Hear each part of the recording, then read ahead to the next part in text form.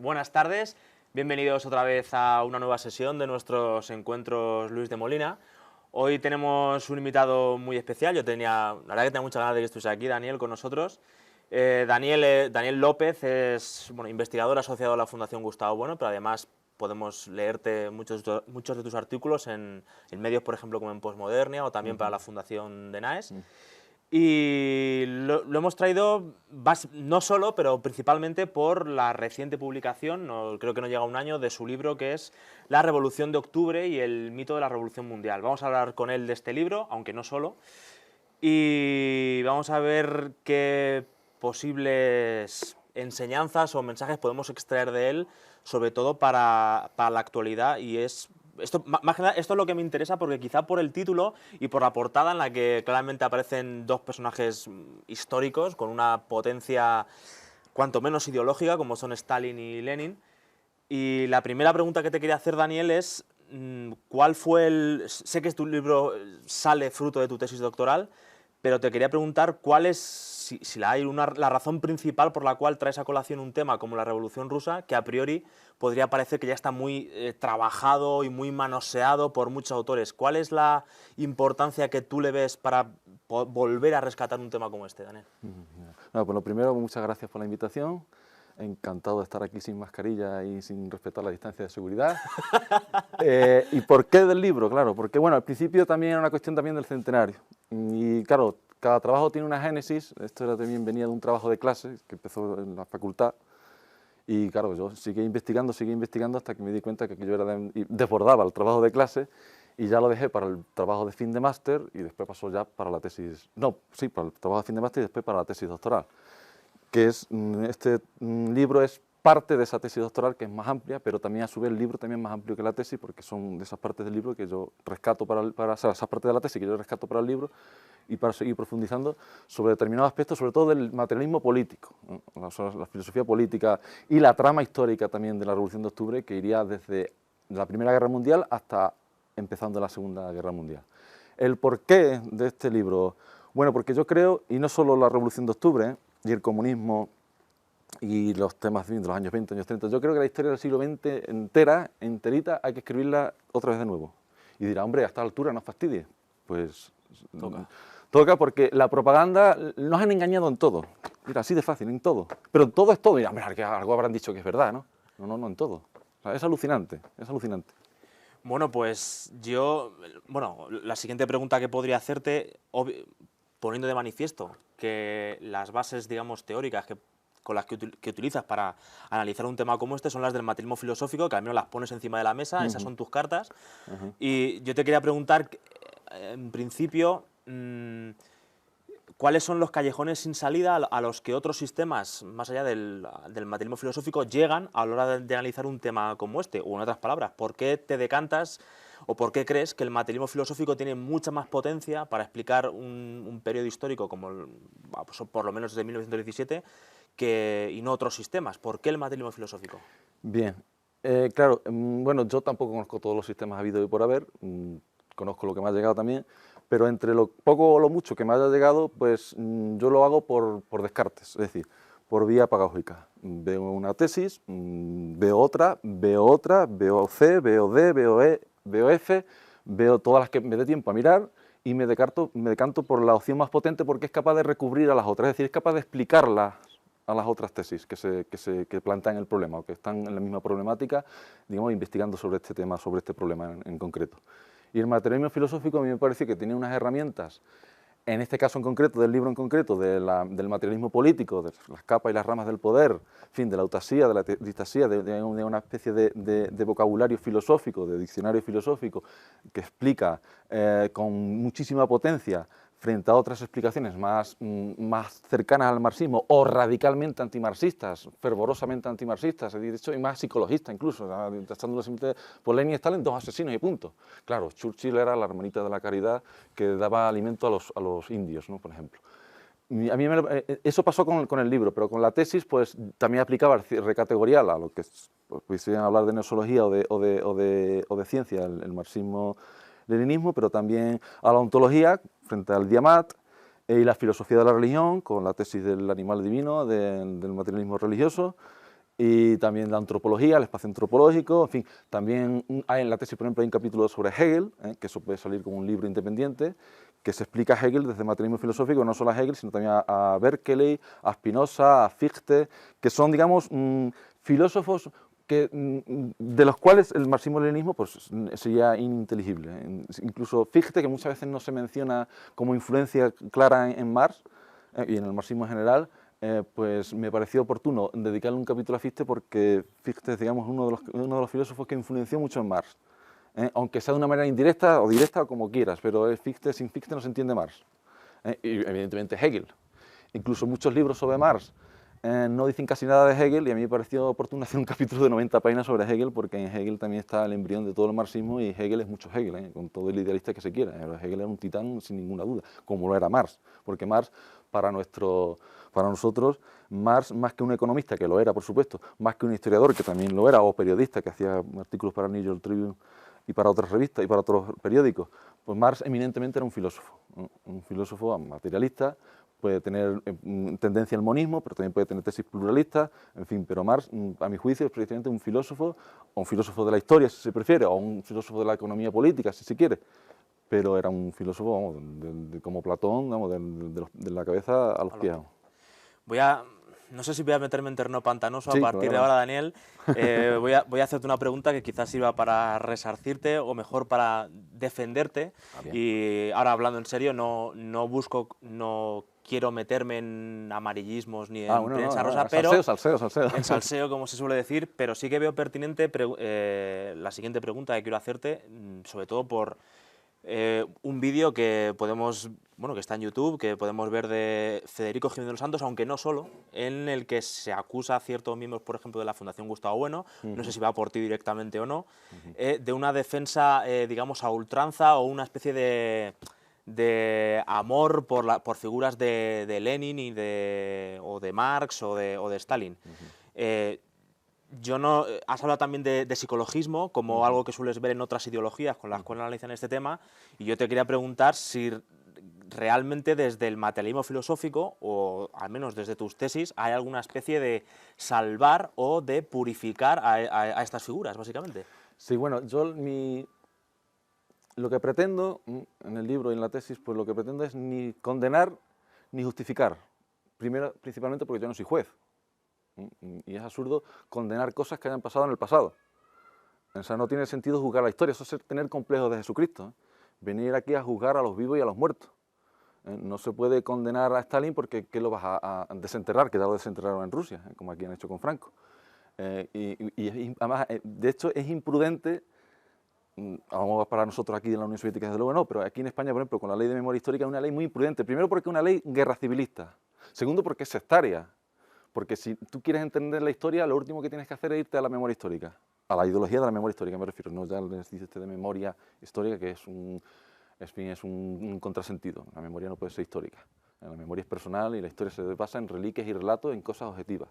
Y se hace desde el presente también. La historia es el presente también. Son libros y son monumentos y son reliquias y son, en fin, una serie de materiales que se están trabajando con él en el presente. El pasado, pues, como se dice, pasado está, ¿no? O sea, el pasado el pasado no existe. Existió, ¿no? Se dice, o el futuro no existe, existirá, ¿no? Yo creo que no hace falta justificar nada, pero tampoco decir fueron salvadores, fueron seres superiores. Bueno, fueron seres superiores respecto a sus rivales, porque los vencieron, ¿no? Los bolcheviques, hasta el 53 se puede decir, a mi juicio, hasta el 53 porque fue la muerte de Stalin, porque los que vinieron después de Stalin fueron una panda de inútiles, eso también hay que decirlo, ¿eh? Y también es error de Stalin no dejaron buen heredero, ¿eh? No dejaron buen heredero para que el imperio soviético, porque era un imperio, pues siguiese adelante. Después, de hecho, si se toma como canon de la eutanasia 100 años, pues la Unión Soviética llegó a 74 años, entonces fue, digamos, un imperio distásico. Pero sí sirvió, al menos hasta el año 53, ya te digo, después lo que vino después fue la decadencia, pero sí es verdad que lo que hicieron los bolcheviques fue, digamos, salvar a Rusia, porque hay que entender, o yo lo entiendo así, a la Unión Soviética como una fase del imperio ruso, que empieza desde Iván el Terrible, desde el siglo XVI, o desde el siglo XVII, empieza lo que es el imperio ruso, y yo creo que la Unión Soviética se puede entender como una fase de ese imperio ruso. Y a Stalin yo más que un comunista, yo lo entiendo como un estadista. Y de hecho porque tuvo que corregir ciertas irracionalidades que había en el marxismo, porque en la política real, en la práctica, eso no iba a ninguna parte. Digamos que en el ejercicio le tuvo que dar la vuelta de revés a determinados esquemas. Ya sabemos que la vuelta de revés no es un giro de 180 grados, sino es algo más complicado. No es simplemente ponerlo de revés y ya está, sino simplemente en las capas y las ramas del poder, y en la ontología, si quieres, pues también se puede hacer la vuelta de revés, incluso en cuestiones nosológicas, etcétera, etcétera. No solo las tres capas y ramas del poder en la capa conjuntiva, la capa basal, la capa cortical. Entonces, el gran mérito, decía a mi juicio, de los bolcheviques es eso, impedir que Rusia fuese colonizada como lo había sido, por ejemplo, África. De hecho, ya Stalin en el año 17, en el mismo año 17, cuando Stalin todavía no era importante, Stalin tenía mucho importante en la revolución, eso es propaganda trotskista, de que Stalin no era nadie en la revolución, no, Stalin se encargaba de la prensa y la prensa era muy importante. Y lo que estaba en un trabajo, digamos, oscuro, como en la sombra, trabajando en la sombra, en las cloacas del Estado, como se suele decir. Entonces, los bolcheviques, pues ya Stalin de eso decía que en el año 17 decía que el gobierno bolchevique era el más revolucionario, por supuesto, pero a su vez también el más patriótico, porque la revolución era la única manera de salvar a Rusia de la intervención extranjera. Ahora bien, esa intervención extranjera, las 14 naciones que querían estrangular a la revolución en su cuna, en lo que decía Churchill, que fueron fundamentalmente Gran Bretaña, Francia, pero también estaba Japón, si tú la pinzas, también vino Estados Unidos, Finlandia, en fin, eran muchos países contra la Unión Soviética con el fin de, bueno, con lo que iba empezando a ser la Unión Soviética, todavía estamos en la guerra civil, en el año 18, año 20. Entonces, lo que querían los bolcheviques, lo que querían los aliados, que eran parte de los aliados de la Primera Guerra Mundial, era, digamos, junto a los blancos, a ayudarlo contra los bolcheviques, pero no ayudaban a los blancos de una manera totalmente entregada para que aplastase a los bolcheviques. En realidad lo que estaban jugando, sobre todo el Imperio Británico, y eso lo ha hecho en Europa, el Imperio Británico desde siempre, yo creo incluso en estos años que ha estado en la Unión Europea también lo han hecho, es divide y vencerás. Es decir, que sí, que los blancos ganen la guerra, porque a ellos les interesa mejor que ganen la guerra a los blancos, porque eran capitalistas, etcétera, etcétera, pero que Rusia quede muy débil.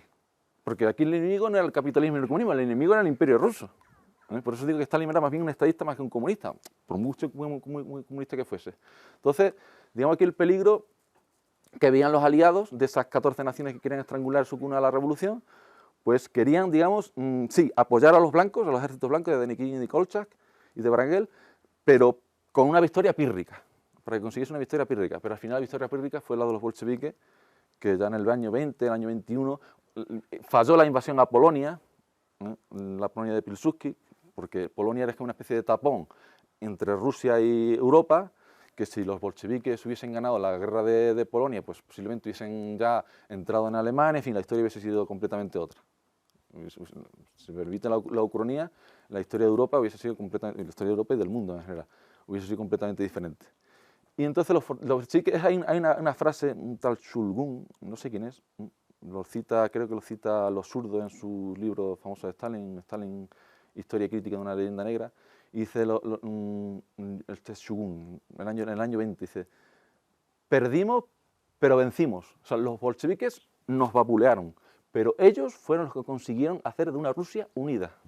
Por tus palabras pudiera parecer, Daniel, yo sé que no, que de alguna forma, en la medida en que realzas el papel de los bolcheviques, estarías de alguna forma, lo digo para la gente que no viera, pareciera que estuvieras justificando la ideología que a través de la cual los bolcheviques consiguieron algo. Yo sé que eso no es, pero entonces, para la gente que esté viendo esta entrevista o que pueda leer tu libro, si no es el comunismo lo que estás defendiendo, la ideología comunista, que yo sé que no la defiendes como algo que se pudiera llevar a la práctica y que abraces como algo correcto, entonces, ¿por qué resaltar el papel bolchevique si no es su ideología lo que estás defendiendo? No sé si sí, pero por cuestión de la autarquía del Estado, del imperio. O sea, si ellos fueron capaces de reunir el imperio, de ese imperio que quedó destrozado por la Primera Guerra Mundial, por la Guerra Civil, después ellos hicieron la colectivización, los planes quinquenales y vencieron en la Segunda Guerra Mundial. Es una cuestión, digamos, de estados, de la dialéctica de estados. Aunque esa dialéctica de estados estaba, digamos, codeterminada con la dialéctica de clase, como se sabe, en una gran dialéctica, pero esa dialéctica, es que claro, ellos, digamos, tuvieron 3 guerras civiles. Solo se habla de una guerra civil, la de 1918 a la de 1920, como si solo fuese una, pero en realidad la lucha contra el Gulag en el año ya 29, 30, 31, 32, pues eso es una guerra civil contra los Gulags, contra los supuestamente campesinos ricos. No todos lo eran, también había muchos atropellos, cuidado. Y después otra tercera guerra civil que se podría poner como el principio, con el asesinato de Kirov, el 1 de noviembre de 1934, y el final incluso se podría interpretar así, como el 20 de agosto de 1940, con la muerte de Trotsky. Pero bueno, fundamentalmente años 36, 37, 37, 38 es los años del gran terror, como les llamaba Robert Conques. Y es una guerra civil ya dentro del seno del propio Partido Comunista.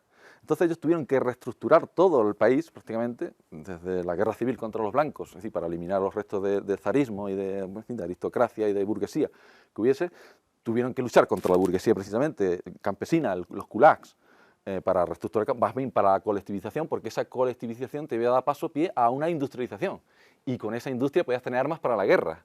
O sea, aquí comunismo final y aquí paz y después gloria es nada. Aquí el comunismo era, digamos, la idea fuerza que utilizaron los bolcheviques de alguna manera para prepararse para la guerra. Si quieres la paz comunista, prepárate para la guerra interimperialista, que era la Segunda Guerra Mundial, que empezó, como bien se sabe, con un impacto germano-soviético, que a mi juicio, me parece que fueron prudentes los dos. Yo sé que está muy mal dicho decirlo, pero ay, pobrecito los polacos, no, pobrecito los polacos, eso hay que matizarlo.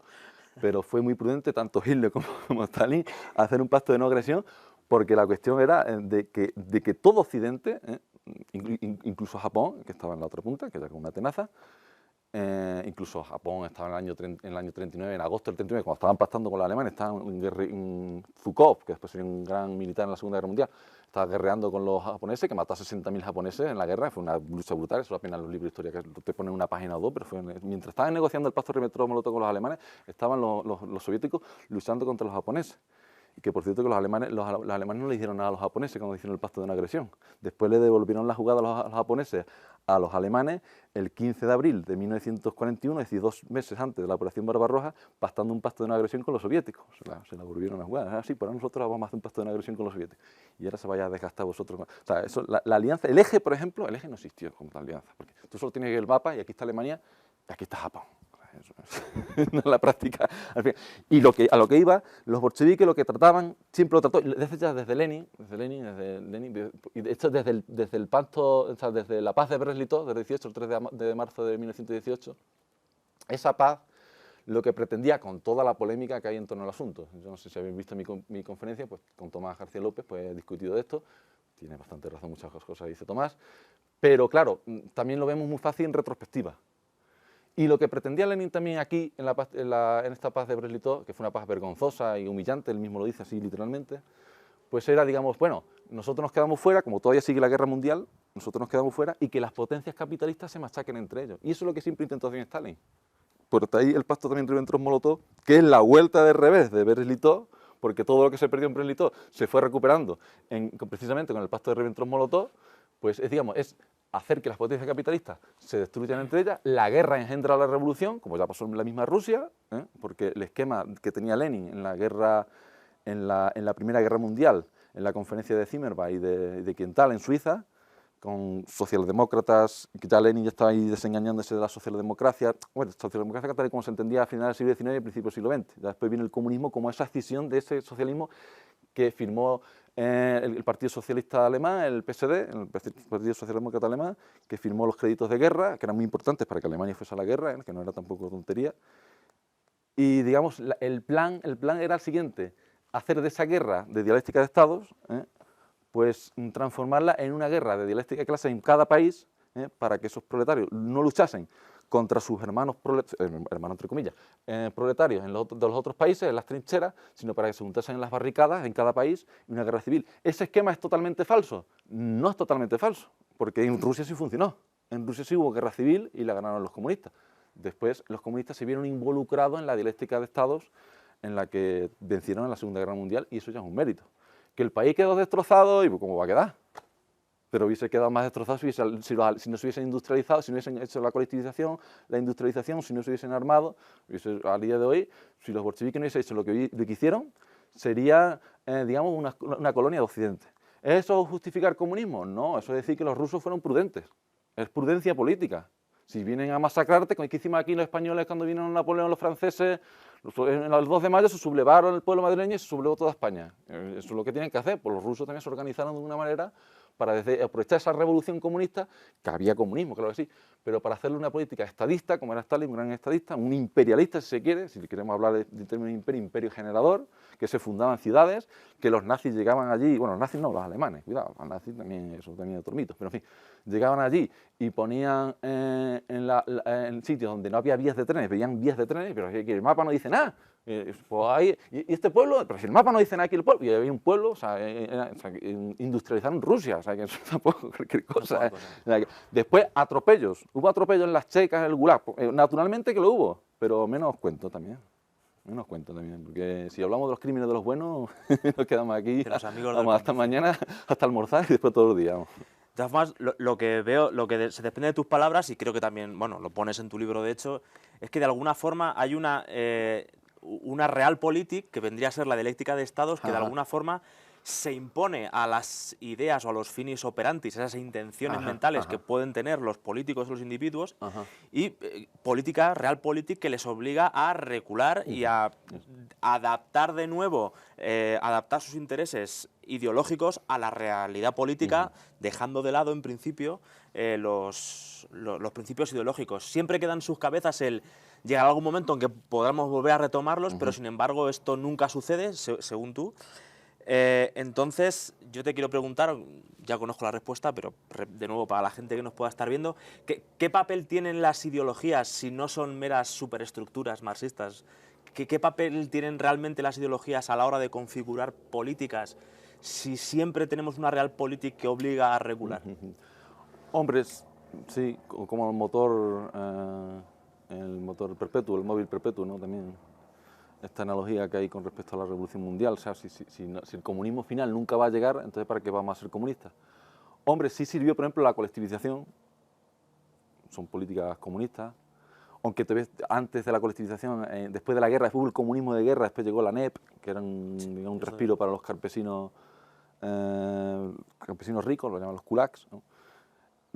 Pero sí, por ejemplo, el ateísmo, ¿no? Eso repercute en la política, aunque después tuvieron que retomarlo en la Gran Guerra Patriótica, fíjate tú, Gran Guerra Patriótica, ya no era Gran Guerra Comunista contra el invasor capitalista occidental, sino era la dialéctica de Estados, y la Guerra Patriótica, pues la Iglesia Ortodoxa la volvieron a rescatar. Pero sí repercute evidentemente la ideología del Estado, bueno, del partido, que a su vez era del Estado. Y claro que sí que tiene, digamos, sí que marca, como marcó en Estados Unidos, como marca el Imperio Británico, como marca en Francia, digamos, la ideología de los miembros del gobierno, aunque también hay decisiones, de hecho, lo que te hablaba antes, las purgas que hubo en el propio seno del Partido Comunista, pues eran, digamos, desviaciones o degeneraciones o otras tendencias dentro del comunismo, porque el comunismo tampoco es una cosa monolítica, ni siquiera el comunismo, digamos, como entendido como quinta generación de izquierda, sino Trotsky también lo podemos poner en la quinta generación de izquierda. Stalin decía que no era comunista, no lo consideraba, lo consideraba un pseudo comunista, si quiere. Bueno, también se puede interpretar así, pero digamos que hay polémicas también. En cada familia siempre hay bronca. En todo siempre hay discusión, en toda cosa es discutible. Y más que nada en política, en filosofía, anda que no da guerra esto. Entonces, sí, evidentemente, el comunismo sí tuvo, digamos, una afiliación o una fijación, mejor dicho, para que un Estado tomase determinadas medidas, ¿no? Pero claro, llegar a la apoteosis de la ideología, pues eso le pasó al comunismo, le pasó al fascismo, le pasó al nacionalsocialismo, le pasó al liberalismo, le pasó al anarquismo y le pasa a todos los ismos y a todas las ideologías, que la realidad se impone y la realidad es muy cruda. O sea, que entonces esta realidad, que es la que refleja el materialismo político que vienes a poner de manifiesto, es esa dialéctica de estados en la cual siempre pareciera que debiera estar recubierta de algún tipo de ideología, pero que al final ninguna ideología es capaz de recubrir esa dialéctica, que es lo que realmente importa. Es decir, ¿sería posible, igual esto es una pregunta un poco ingenua por mi parte, pero sería posible prescindir de todas las ideologías que traten de poner en marcha planes políticos y quedarse simple y llanamente con la dialéctica de estados? No, la ideología es insoslayable. Todo Estado tiene que tener su ideología, o todo partido político tiene que tener su ideología. Hasta el PP la tiene. Dice, no, pues el PP no tiene ideología. Bueno, sí, pero coge los desechos ideológicos del PSOE y los incorpora, aunque no tenga ideología propia, aunque la herede. Y toda persona tiene su ideología, que no sea un profundo débil mental, es imposible no tener ideología. O sea, ahora sí, si se entiende ideología como conciencia falsa, hombre, eso también lo redefinieron los el Diamant, ya en la Unión Soviética, porque para Marx ideología era conciencia falsa. Yo siempre hago lo más bien de conciencia falsa más de falsa conciencia, porque falsa conciencia es como una pseudoconciencia, no es conciencia. Conciencia falsa, yo quiero decir conciencia, sí, conciencia, pero falsa. Bien, pues esa conciencia falsa, los del Diamant dijeron, no, bueno, ideología puede ser conciencia falsa, por supuesto, pero ideología puede ser, digamos, cualquier filosofía o cualquier toma de partido, ¿eh? La toma de, el espíritu de partido que decía Lenin. Entonces tú tienes que tomar el partido.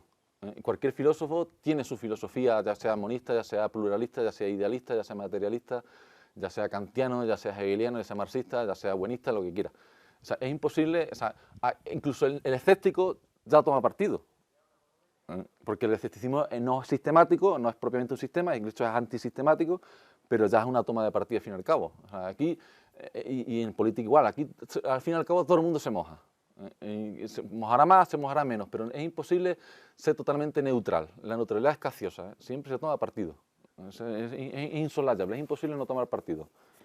De una manera más abierta, de una manera más velada. Quiero rescatar otra idea que está presente en tu libro y que es, yo creo que es una idea muy potente dentro del materialismo filosófico que me gustaría que explicases, porque creo que sirve también para explicar el presente o muchas ideologías del presente, que es el tema o la idea de ideas aureolares, que es, a tu juicio, repito lo de a tu juicio porque sé que hay otros autores estudiosos del marxismo y del marxismo-leninismo que no lo entienden así, pero a tu juicio sí que el comunismo supone una idea aureolar, y me gustaría que explicases brevemente en qué consiste esta idea, en qué consisten estas ideas aureolares, y en segundo lugar, si se dio en el comunismo esta idea aureolar, si en el presente, en otras ideologías ya no comunistas, podemos también ver restos o una arquitectónica igualmente aureolar. Bueno, una idea aureolar es una idea que se supone que está en marcha, que irremediablemente en el futuro se va a realizar y que la tendencia de la humanidad o del género humano tiende hacia la realización, hacia el cumplimiento de esa idea, que es como una idea puesta en un horizonte, en el futuro, que ya vendrá. Y que la naturaleza de las cosas, o mismamente, si se quiere, de la dialéctica de clase, de la dialéctica de Estado, pues todo va desembocando y todo va desarrollándose hasta ese punto mega, ¿no?, que diría el padre Teilhard, ¿no? Entonces, la idea aureolar es una idea puesta eso, digamos, en ese horizonte. Y a mí la idea aureolar del comunismo pues es la de la revolución mundial, que esto es curioso, pero entre los marxistas, si es que hay marxistas hoy en día, no lo sé, pues hablan poco, y que yo cuando me puse a estudiar estos temas a fondo, era una cosa, tú te lees los libros, o sea, los libros y los artículos de los años 10, de los años 20, y el año ya veintitantos ya menos, pero a principios de años 20, de años 10, y la idea de revolución mundial está, pero en casi todos los textos, es una cosa que era recurrente, que recurrían una vez y otra vez, y era como un mantra. Esa revolución mundial es la idea aureolar, a mi juicio, del comunismo, por lo menos en aquella época. Y era hacer la revolución en el eslabón más débil, que era Rusia, o fundamentalmente en Alemania. Si en Alemania se hacía la revolución, entonces ya desencadenaría la revolución en todo el mundo. Entonces, todo el mundo sería comunista. Entonces, una vez que se haga esa revolución mundial, pues entonces ya venía la extinción del Estado, porque primero el Estado burgués se destruye, pero el Estado proletario se va extinguiendo. Pero, ay querido, cuando vino la realidad de la Primera Guerra Mundial, bueno, sobre todo de la Segunda Guerra Mundial y después de la Guerra Fría, pues el Estado, lejos de extinguirse, creció de una manera tan apabullante que sus enemigos lo llamaban Estado totalitario. O sea, tenía una potencia de Estado, de hecho, aunque ellos no hablaban en esos términos, pero de hecho era un imperio. Digamos, si la finalidad o los finis operantis era esa idea aureolar puesta en el horizonte de una revolución mundial que traería al fin y al cabo pues, la paz mundial, porque si ya todos los estados son comunistas ya no habrá luchas de estados, porque no hay estados, se extinguen los estados, por tanto no hay clases, ya no hay de aquí paz y después gloria más o menos. No lo dicen en ese tiempo, bueno, Marx sí que el propio Marx habla del reino de la necesidad hacia el reino de la libertad. Y claro, el comunismo es internacional, es una ideología universalista, como puede ser el cristianismo o el islam, por ejemplo, también ciertas religiones, tiene que recubrir todo el mundo, tiene que conquistar todos los planetas. Igual que el capitalismo también, el capitalismo es internacional, es internacionalista, y también positivamente internacional, porque hay varios países que son internacionales. Hay dos países, ya se puede hablar de internacionalismo. Y querían, digamos, pues, era una invasión mundial, pensaban a nivel global, a nivel ya, cómo después sus adversarios, ya en la misma época, con aquello del nuevo orden mundial, y que es lo que hoy en día se conoce como globalismo. Que yo creo que esta ya, la globalización se acabó. A mí con el COVID, o sea, en esta han perdido. O sea, ya Bueno lo vio en el año 2004. Sí, cuando nos hemos tenido que poner a ver quién tenía medios suficientes para respiradores o mascarillas, ahí se ha visto que de globalización nada y que los países cada uno miraba, no le quedaba otra que, más allá de las intenciones bondadosas o no de... Ahí el Estado se impuso, el Estado-nación, aquí esto de globalismo y la humanidad y Europa, por ejemplo, no, Europa, pabilas chicos. Aquí, por ejemplo, el gobierno de España le avisaron el 3 de febrero, no hicieron nada y alegando, y Alemania, oye, la Unión Europea, que somos aquí europeos, darnos respiradores. Chicos, que te lo dijimos hace un mes y medio, no quisiste hacer nada, así que ¿ahora qué? Espabila. Espabila, claro. Y ahí la dialéctica de estados. Entonces ahí lo que es la idea, digamos, de globalización o de comunismo final, ahí lo que se está hablando en torno a la idea es el género humano. Que el género humano es como una unidad armónica, como una totalidad atributiva que hablamos nosotros, pero cuando, por ejemplo, Marx, el mismo Marx, que no es una frase de Marx ni de Engels en el Manifiesto Comunista, cuando termina el Manifiesto Comunista, que es una frase de Karl Schapper, que era un socialista de la época, amigo de ellos, y que también discutían con Marx y con Engels, porque Marx y con Engels discutía todo el mundo.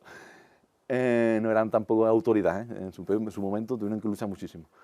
Pues decía, proletarios de todas las naciones, unidos, hay que estar diciendo, está dando por supuesto de que no lo están, de que es una totalidad distributiva, de que cada proletario está en su país, pues bajo los intereses de la burguesía, o intentando hacer la revolución a su buena manera, pero no están unidos todos los proletarios de todos los países, porque claro, proletarios de todos los países, digamos, ¿cómo se puede hacer esto? Y Lenin pensó, lo que te dije antes, pues aquí la única manera es a base de guerras civiles en todos los países.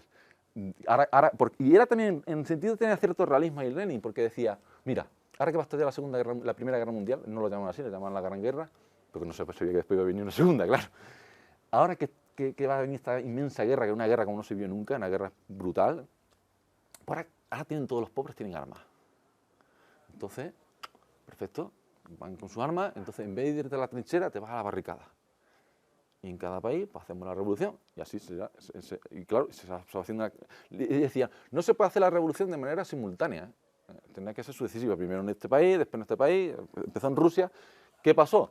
Pues al final digamos, la estrategia más inteligente, incluso más prudente, aunque a la larga no tanto, porque si la Unión Soviética también cayó, pues algo fallaría, pero lo mejor que pudieron hacer de momento era, pues, bueno, ya que tenemos Rusia, que es el país más grande del mundo, vamos a reconstruir este gran imperio, vamos a unificarlo de nuevo, aunque ellos no hablan en esos términos de imperio, porque el imperialismo eran los malos, eran los capitalistas. Pero vamos a tener este imperio y a raíz de este imperio, con este ejército, el gran ejército rojo, el ejército más potente del mundo, en su época, en 1945, cuando se acabó la guerra, el ejército más potente del mundo era el ejército rojo, pues a través del avance cortical, es decir, el avance manu militari del imperio soviético, pues vamos a implantar la revolución en los países y ya llegaron hasta Berlín. O sea, desde Berlín hasta las Islas Kuriles, o sea, que después también, sí, es verdad que el imperio ruso era más bien semejante, pero para reconstruirlo tiene también muchísimo mérito. Ahora bien, ¿qué pasó después? Pues después vinieron una serie de inútiles, empezando por Nikita Khrushchev, que escribió ese nefasto informe, entre comillas, secreto, porque era un secreto a voces, se enteró ahí todo el mundo, los judíos, los sionistas se enteraron los primeros, no sé nada, que se enteraron todos de Dios, se enteró todo Dios. Pues estaban mierda sobre Stalin, directamente mierda, que Stalin, bueno, hablaba sobre todos los crímenes en la Tercera Guerra Civil contra los comunistas, después de los crímenes en la Guerra Civil primera, tampoco era responsabilidad única de Stalin, porque no mandaba él, entonces de momento mandaba Lenin, incluso Trotsky mandaba más, incluso en la Guerra Civil primera, Trotsky era el teniente, o el Estado Mayor del Ejército, vamos, o el comisario del Ejército, vamos, comisario de guerra. Pero ya si la lucha contra el Gulag, ya estaba Stalin, y claro, y después en el propio seno, en las purgas. Es que lo de las purgas, esto va a chocar mucho, yo creo, es que lo de las purgas, eso tiene más racionalidad de lo que parece. Sí, sí. Es como la Inquisición. ¿Qué hizo aquí la Inquisición? Por cierto, que este es el segundo, ¿cómo era? El segundo edificio de la Inquisición en Cuenca, ¿no? Aquí detrás, ¿no? Tenemos... Sí, una prisión. La prisión... ¿Qué hizo la Inquisición? Aquí ten muy en cuenta la historia de Europa. ¿Qué pasó en Europa, sí, en el siglo XVII? Por la Guerra de los 30 años. fueron guerras de religión, entre otras cosas. Por supuesto, el hecho religioso no agota la Sí, naturaleza del conflicto. lo que estás pidiendo al fin y al cabo es que no se juzgue desde una moral lisológica universal Exactamente. las operaciones políticas que llevan los estados, aunque eso incluya, evidentemente, pues matar gente que... Sí. No, y por cuestión también de prudencia, ¿sabes? El ejemplo de la Inquisición es muy ilustrativo. ¿Por qué? Porque si tú consientes el protestantismo en España, si vienes aquí con la tolerancia, ahí la tolerancia era la estupidez supina. Porque, ¿qué pasó en Europa? O sea, la guerra de los 30 años fue una guerra brutal, 7 millones de muertos. Sí. Ahí eso a base de espada, ahí no eran bombas, porque bombas, bueno, bomba, bombita, pum, están muertos todos en un instante. Pero aquí eran espadas y matar 7 millones en 30 años. No es ninguna broma, ¿eh? Y fueron una serie de conflictos. Es un embrollo, la guerra de los 30 años es un embrollo impresionante. Como digo, la naturaleza religiosa del conflicto no lo agota, habría contenidos económicos, territoriales, culturales, todo lo que se quiera. Pero fundamentalmente el casus belli al menos fue religioso, entre protestante y católico, aunque después hubo alianza de católicos contra católicos, en fin, es un lío. Pero en España no se consintió el protestantismo y por tanto no hubo guerras de religión, no lo hubo. Y en América tampoco, en la España americana, que era España, vamos. Entonces, ¿qué querían hacer los bolcheviques con las purgas? Sobre todo en el Gran Terror. Pues no dejar que nadie se consintiese a nadie organizar una quinta columna para cuando llegase la guerra, porque ellos sabían que iba a haber guerra. O sea, fuese contra Alemania, fuese principalmente contra el Imperio Británico, contra Francia, o mismamente contra Estados Unidos o con Japón. O sea, aquí lo que consentí es que cuando llegue la guerra nadie nos traicione y no haya ni una sola quinta columna. Todo el que sea sospechoso de trotskista, eliminado. Es más, llegó a decir Molotov, aquí sí que de cada 10, ¿qué purgamos? Uno es inocente, se siente. Porque no tenían tiempo tampoco. Porque la guerra era inminente, y eso fue inminente, pues ya, el terror empezó, como digo, en el año 34, si quieres ya más profundizar, en el año 37. Entonces ya tenías el año 41, el 22 de 22 de junio de 1941, cuando la operación Barbarroja, cuando empezaron los alemanes a invadir ya... ¿Me vas a permitir que profundice un poco en esta idea aureolar de la que estamos hablando? Porque alguien podría... Bueno, ya has comentado la tesis de que en el caso de Lenin estaba esperando que otras revoluciones obreras se levantaran en otros países para ellos tener más cobertura. Claro.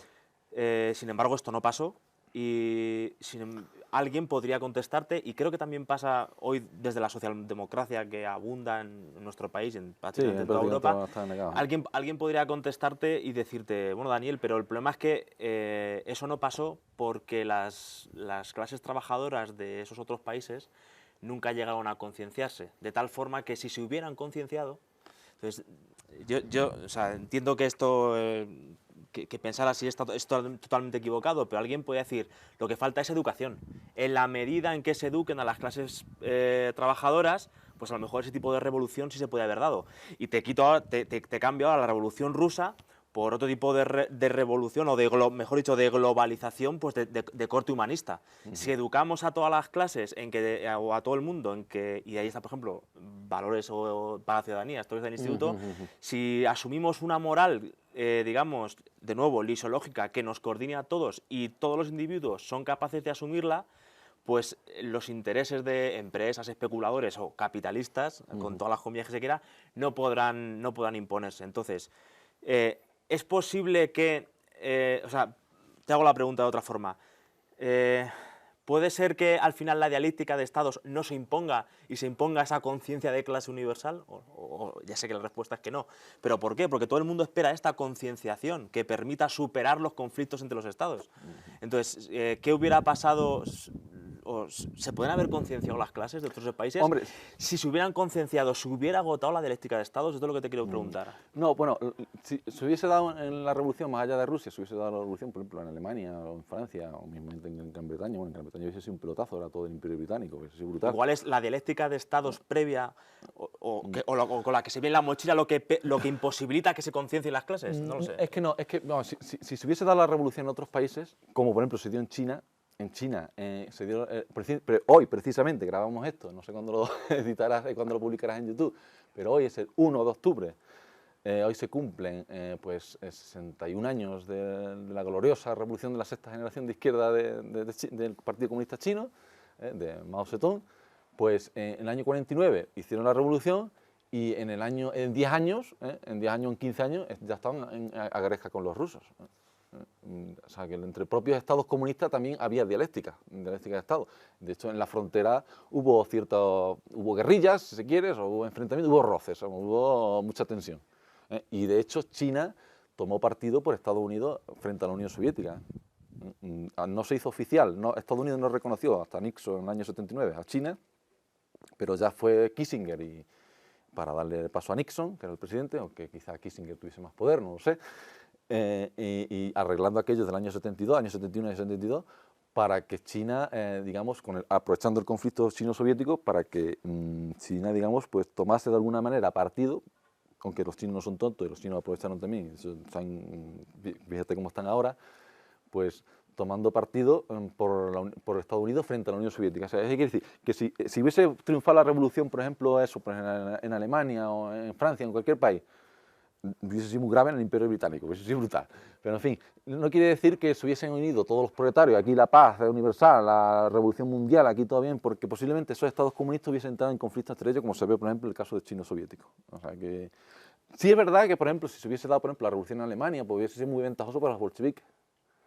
Eso hubiese sido muy ventajoso porque le daría más tiempo, porque de hecho fue Alemania la que terminó invadiendo la Unión Soviética. Entonces hubiese tenido más respiro, hubiese tenido más tiempo para prepararse, para tener un aliado con Alemania, que no lo fue cuando se firmó el pacto Ribbentrop-Molotov. Aquí lo que se firma es un pacto de no agresión, no una alianza como tal. Y lo de Polonia no se la repartieron. Polonia no existía cuando lo tomó la Unión Soviética. Eso lo escribe muy bien Govert Furr, un historiador, me parece que es estadounidense. Que Polonia no existía, el Estado polaco no existía, y que cuando la Unión Soviética avanzó la frontera a la mitad más o menos de Polonia, hasta donde llegaron los alemanes, era simplemente para que los alemanes no se pusiesen cerquita de la frontera soviética, porque el gobierno polaco se fue a Rumanía, se fue al exilio, y dejó aquello sin autoridad. Después lo de Katyn, pues no lo sé. Es un misterio muy grande qué pasó en Katyn, si fueron los rusos, si fueron los alemanes, y da igual, lo hiciese quien lo hiciese, esto te lo digo yo aquí con la boca pequeña, lo hiciese quien lo hiciese, porque es la manera de tomar el país y de evitar más sofocones. Muchas veces la fuerza, es lo que dice Maquiavelo, como no aprietes el cuchillo a la primera desde el primer momento, después vas a tener que sacar el cuchillo más veces. O sea, tienes que ser decidido desde el principio, y en política es que sí, sobre todo en la guerra sí, en la guerra que no hay que titubear, tú en la guerra no puedes ir allí, le pego un tiro al tío, no le pego un tiro, no, o se lo pegas o estás muerto. Pues esto más o menos igual. Y respondiendo, bueno, al hilo de tu pregunta, pues yo creo que hubiese habido dialéctica de estados entre los propios estados comunistas, como se vio en el conflicto chino-soviético. Bueno, iba a decir reconoces, pero es un hecho que la Unión Soviética ya cayó. Esto sería algo que también merecería bastantes conferencias, analizar exactamente por qué cayó y debido a qué, pero sin embargo esto no quita para que lo que fue el imperio ruso, ese imperio generador que se dice desde el materialismo filosófico, haya dejado algún tipo de impronta en la medida en que consiguió imponer en algún momento algún tipo de condición al resto de estados que pujaban con él. ¿Qué queda hoy, sin que esto implique sin que esto implique hacer una leyenda rosa del comunismo, pero qué es lo que queda que se pueda rescatar a día de hoy de ese imperio generador que quedó? Hombre, con la presión soviética, aquí ya en plena guerra, en el plan Beveridge, la sociedad de bienestar, el estado de bienestar. Eso no lo hicieron porque los señores burgueses, señores capitalistas, esto también del capitalismo, entre comillas, ya saben, el mito del capitalismo, pues se volviesen muy generosos y simpáticos, sino simplemente porque vieron que el estado de bienestar era una manera, digamos, de hacer que las masas no se subleven. Porque si tú las condenas a la pobreza más paupérrima, pues ya si no tienes nada que perder, lo más peligroso es crear un ejército de hombres que no tienen nada que perder. Y eso sí que van a ir a la revolución, porque si no tienes nada que perder, no pierdes nada y punto, mueres y punto, o conquistas el poder. Entonces yo creo que fue la presión, que era un imperio, o sea, no estamos hablando ya de ni un partido, ni de un grupito, ni unos intelectuales, no, era lo que supone la crudeza de un imperio, lo que es la capa cortical de un imperio, la fuerza militar de un imperio. Y claro, fue esa presión de la Unión Soviética los que de alguna manera en los países europeos se impuso el estado del bienestar, ya te digo, en plena guerra, en el año 44, el plan Beveridge. Es verdad que en Inglaterra, ya en el año 10, el informe Report, Minority, ¿La película? no, es que es una película. A mí la película también no tiene que ver con la película, es Report e informe, ¿no? En inglés. Bueno, pero el informe de 1910, de Sidney Webb y de Beatrice Webb, y ya estaba Beveridge ahí, pues era también un ensayo del estado del bienestar. Y todo esto lo tomaron medidas también mucho en países europeos para simplemente contra el comunismo. Y ya si más es más, y si ya encima tienes la presión de la dialéctica de clases por el comunismo, para que las masas no se subleven, pues le das el caramelito para que no vayan a la barricada. Pero si encima, aún más, eso se fortalece si encima hay un imperio como la Unión Soviética. Porque sí, claro, si esta gente... Es que la Unión Soviética, digamos, favoreció más a los obreros fuera de la Unión Soviética que dentro de la misma Unión Soviética. Aunque es verdad que la vida en la Unión Soviética prosperó muchísimo. Evidentemente, en los tiempos de la Guerra Civil, de la lucha contra el Kulá, de las grandes purgas del terror, la Segunda Guerra Mundial no digamos, la posguerra también fue brutal, porque una posguerra aquí en España igual. Pues todo eso fue sangre, sudor y lágrimas, pero en los años 60 tú lees un libro, por ejemplo, en la historia de Rusia de Robert Serví, un discípulo de Robert Conques, leyenda negra anticomunista 100%, pues te dice, el hombre lo dice a su pesar, pero la vida de los rusos prosperaban bastante, como han prosperado la vida de los chinos.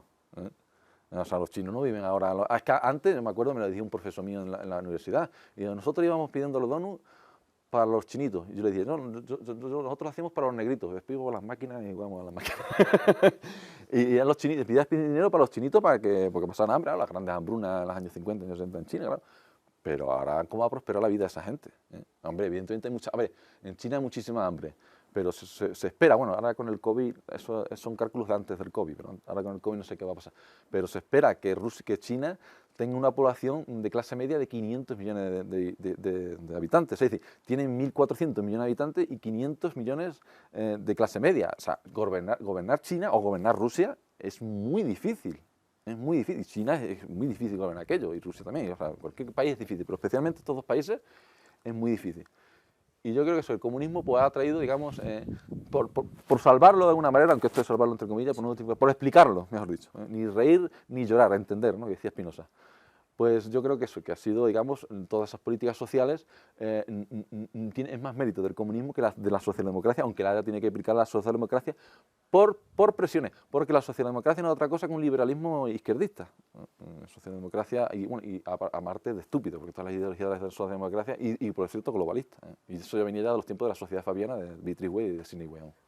Has mencionado ya digamos, las dos palabras clave que yo estaba esperando, que son las de leyenda negra. No te quiero preguntar muy a fondo sobre ella, porque ya lo has dado en otras conferencias y tampoco es cuestión de repetirnos. Pero dado que todavía hoy se mantienen ciertas leyendas negras, la del comunismo y también la leyenda negra española, al menos es verdad que a nivel académico ya está totalmente... Sí, la española, Más la española, la soviética no. ya están puestas patas arriba. La soviética es un desastre. Pero, dado que el imperio soviético ya cayó, ¿qué función, digamos, podría tener hoy, en tanto que en hematología o que ideología, estas leyendas negras contra Rusia? Si eso ya ha caído, ¿qué función pueden tener realmente hoy política? Pues fundamentalmente contra Rusia y también contra China. Aunque es la quinta generación de izquierda, que era el comunismo marxista-leninista, sea diferente al del Mao, al de la República Popular China, del 1 de octubre de 1949. Pero yo creo que si tiene alguna función, al margen ya de la imbecilidad y de la idiota y de las exageraciones de las emisiones vergonzosas, pues yo creo que tendría que ser función política. De alguna manera, pues en su momento Robert Conque, por ejemplo, en los años 68, pues a mí me parece bien que echase peste de la Unión Soviética, era su trabajo. La CIA le pagaba, era británico, pero le pagaba la CIA. Y me parece bien, él no lo sabía, a ver, le dice Robert Conque. Además, yo estoy seguro que esto es así, no lo sé, o sea, no te lo digo, pero es una especulación como quien dice, pero bastante razonable. Robert Conque, porque no lo podía saber. Él no puede saber cuántos muertos había en la Unión Soviética. Por purgas, hablamos muertos por purgas, o sea, muertos por guerra, por guerra ya, fíjate tú, o el hambre, y por purgas y hambre, por purgas y hambre, entre el hambre y las purgas. Y él decía 20 millones, pero yo estoy seguro que fue así, vamos a decir, porque él publicó su libro en el año 68. En el año 67, Alexander Solzhenitsyn sacó el archipiélago Gulag, que habla de 66 millones de muertos desde 1917 hasta 1959. Y claro, y Conques pensó, vamos a ver, seguro que es así, vamos a ver, esto no puede ser. 67 millones, esto no se lo cree nadie. Además, como lo argumenta Solzhenitsyn, esto lo dice un historiador, no me acuerdo su nombre, no sé si existe siquiera, creo que sí existirá, pero bueno, que hace sin pirámide de población, sin un estudio comparativo ni leche, lo dice tu fulano y va a misa, así, pero Solzhenitsyn sí, además Solzhenitsyn era un traidor porque encima era ruso, era un traidor. Robert Conque me cae bien, pero bueno, trabajaba lo suyo, bien. Y yo estoy seguro que fue así. Y dice Robert Conque, esto no se lo cree nadie, 66 millones, esto no se lo cree nadie, hombre. Y no le quedó ni el tato para luchar contra los nazis, hombre, esto no se lo cree nadie. Y si decimos 10 millones, ¡bah, qué decepción! 10 millones, qué poca miseria. 20 millones. 8 millones por purga, 12 millones por muertos de hambre.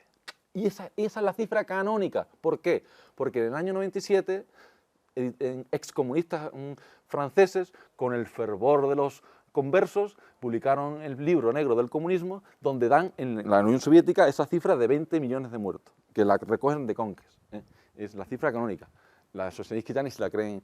Es verdad que en el mismo año, en el año 97, en Pearl Harbor y Rudolf Rumel, en Izvestia, en la revista rusa, también hablan de 66 millones de muertos, o 62 millones de muertos, que es la misma cifra de Solzhenitsyn, pero la diferencia es que Solzhenitsyn hablaba de 1917 a 1959 y estos hablaban de 1957 hasta que cayó la Unión Soviética, hasta el año 89, ¿no? Entonces hay una franja de años. Entonces, ¿qué pasa aquí? Pues que no, eso es una cosa, son cifras tan exageradas, tan ridículas. Y es más, se quedan ridículos porque, por ejemplo, nosotros, que se supone que no exageramos, que somos estupendos y intentamos ser lo más riguroso posible, yo pienso, bueno, esto será opinable también, por supuesto, y polémico, pero yo creo que a la vista está incluso, porque es que hay imágenes y todo, y es obvio. ¿Y dónde va a morir más gente si no? Que en un bombardeo. El bombardeo a las ciudades, a civiles. O sea, ya estamos hablando de muertos ya civiles. O sea, ya los muertos de combate, sí, los grandes, la batalla de Kursk o las grandes batallas de la Segunda Guerra Mundial, bueno, hay, claro, también es brutal. Pero, hombre, los muertos civiles, que dicen que la Segunda, más a mi favor incluso, dicen que los muertos de la Segunda Guerra Mundial, hay más muertos civiles, que militares. Pues mira tú por dónde, y yo creo que tienen razón, incluso lo dicen todos, ya sean buenos, ya sean los malos, ya sean los regulares, lo dicen todos, parece que hay consenso entre los historiadores, que los bombardeos de los aliados, porque eran prácticamente de los aliados, los bombardeos de los alemanes a Inglaterra, que también los había, pero fueron mucho más intensos los de los ingleses a los de los alemanes. El bombardeo tanto a las ciudades alemanas como a las ciudades japonesas, porque a Japón también la machacaron, pues mira, eso no llega a 1 millón de muertos. No llega a 1 millón de muertos. Es que no llega al 1 millón de muertos, o sea, te quedan 900.000. Entonces, ¿de dónde sacan los 55, 60 millones que hablan de la Segunda Guerra Mundial? La Segunda Guerra Mundial, te lo digo ahora, eso es un negocio, es una industria. Es para hacer películas, documentales, libros, y tú dices, por la Guerra Mundial, mira, yo calculo a lo mejor, estando así a ojo, como quien dice, 15 millones de muertos. Entre hambre, muertos por combate, muertos por represión, muertos por bombardeo. Decepcionante. Entonces uno vende. Y dice, no, 55 millones, 60, no, ni siquiera se ponen de acuerdo. Uno dice 50, otro dice 80, otro dice 100, etc. Y, pues, hablando de esto de los muertos, del comunismo, fue en el libro negro del comunismo, que yo sepa, aunque tendré que investigarlo más a fondo, el primero que habló de 100 millones de muertos del comunismo en todo el mundo. En la Unión Soviética 20, en China 60, bueno, en China ya, como son tantos chinos, ya abusan ya. Ya abusan ya. Como son tantos, me ponen 60. ¿60 estás seguro? Venga, sí. ¿60 seguro? Venga, tú te vas 60. Pero eso es así, ¿sabes? Eso no, ahí no hay pirámide. El libro del comunismo es otra basura. Ahí no hay pirámides de población. Escotador igual se ha encargado ya de hacerlo, el estudio. Sí, no, el estudio. Ahora hablamos de Escotador si quieres. Eso no hay pirámides de población, estudios comparativos, ni documentos. Esos son ejemplos de rapacidad, al modo del padre de las casas. Mira, metieron a uno en un cajón y lo dejaron 7 semanas, que posiblemente fuese así. O sea, tú te pones a acumular esto de rapacidad, claro que hubo atropellos. Es que a ver, la Unión Soviética pudieron morir por represión, por hambre, más. Porque por hambre también depende de la circunstancia exterior, de la dialéctica de Estado, en fin, la guerra trae hambre, etcétera, etcétera. Por hambre puede haber 10 millones de muertos tranquilamente. Eso sí que, bueno, arriba, abajo, es muy difícil saberlo también. pero por represión, y además los bolcheviques lo contaban todo, lo tenían todo clasificado, y además eso no puede hacerlo sin una burocracia bien ordenada. ¿Sabes? Lo que te dije antes, que las purgas tienen más racionalidad de lo que parece. Pues mira, las cifras por purga, esto lo dice Víctor Cenkos, y este sí que te da datos, te saca pirámide de población, te saca un montón de, te saca artillería, no como el libro Comunismo, que es impresentable, o como el Solzhenitsyn, que es impresentable, por mucho premio Nobel de la literatura que da, pues es pura propaganda que le dan. A Obama también se lo dieron, por cierto, a priori encima, para más Inri, al premio Nobel de la Paz.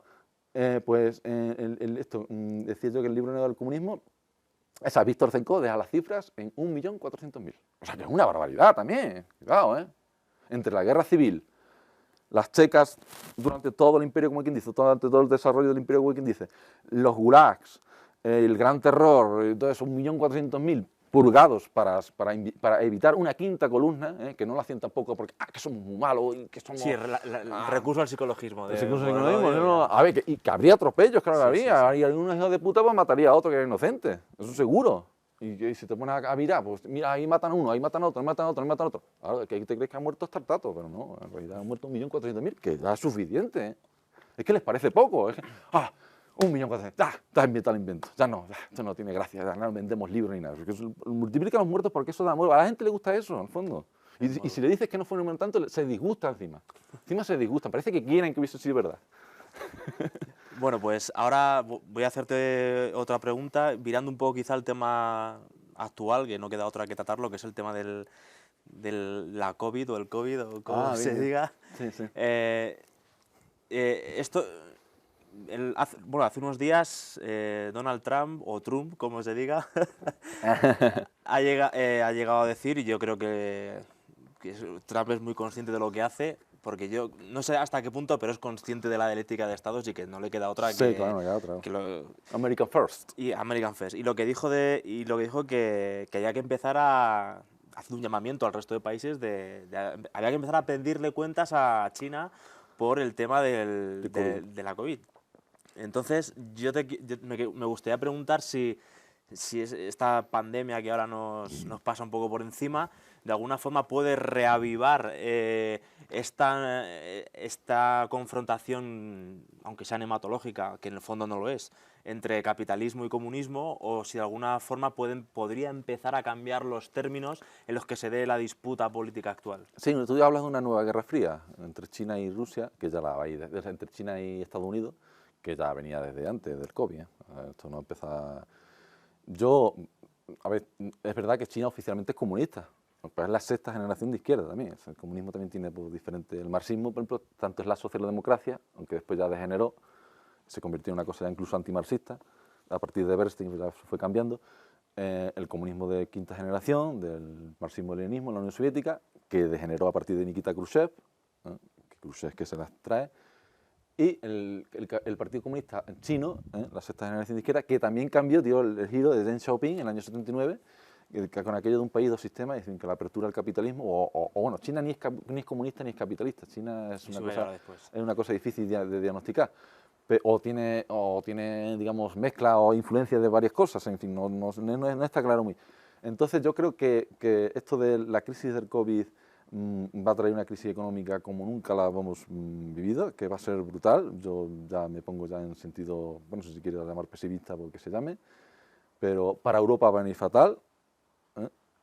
Y después no sabemos las alianzas, es decir, que porque tampoco está claro de que un nacionalista como Donald Trump sea un enemigo acérrimo de un nacionalista como Xi Jinping o de un nacionalista como Vladimir Putin. Porque así está el mundo, al menos antes del COVID, así se planteaba, entre esas tres grandes potencias, que es digamos, un mundo tripolar, si se quiere, entre estas grandes potencias, entre Estados Unidos, Rusia y China, fundamentalmente Estados Unidos y Rusia por su energía nuclear, por su fuerza nuclear, por su músculo nuclear, China ahora por su fuerza comercial, tiene también bomba atómica, pero sí puede tener un ejército de tierra inmenso, como nadie. Los chinos se ponen a reclutar soldados, pues a eso no le da nadie veces, pero claro, también está la bomba atómica que sirve al menos para disuadir. Y que se han lanzado, a población civil, que se lo digan a los japoneses. Entonces, yo creo que sí que puede haber tensión muchísima, no sé si una guerra, porque te digo que la guerra podría ser nuclear. Y hablar de una guerra convencional tampoco. Y además están los drones o también la inteligencia artificial, también las guerras en Internet, por las redes, entre las guerras entre los hackers, entre los frikis informáticos, estos, pues entre ellos están a bombazo limpio. O sea, entonces yo creo que sí que esto va a acelerar, y si quiere Estados Unidos pedir cuentas a China, o quien sea que pedir cuentas a China, pues China es un país soberano y si lo quiere hacer lo va a tener que hacer por la fuerza. O sea, China no va a decir, yo soy culpable, venga, yo lo pago. China, aunque sea culpable y lo sepa, no lo va a pagar de ninguna de las maneras, a no ser que lo obligue a hacerlo. Y la única manera de obligarlo es por la fuerza. O sea, los chinos no son tontos y no se van a dejar comer ni por Estados Unidos, ni por Trump, ni por Biden si gana. Y eso es lo que te decía. Ahora hay, porque se habla, esto es un embrollo que no hay quien lo entienda, pero se habla de que como estos tres que te he dicho, Xi Jinping, Trump y Putin, son nacionalistas, puede que haya una alianza de estos tres, fíjate cómo es la cosa, contra la élite globalista financiera, contra los capitalistas globalistas, financieros. Es decir, contra esta élite que han sido torpes, mira que es torpe globalista, que torpe. Porque tenían todo el poder en sus manos cuando venció la Unión Soviética. Ahora es cuando Daddy por papi Bush, Bush primero, hablaba, y yo creo que ahí en ese sentido sí es positivo, ahí no cabe ideología, ninguna ideología en tanto conciencia falsa.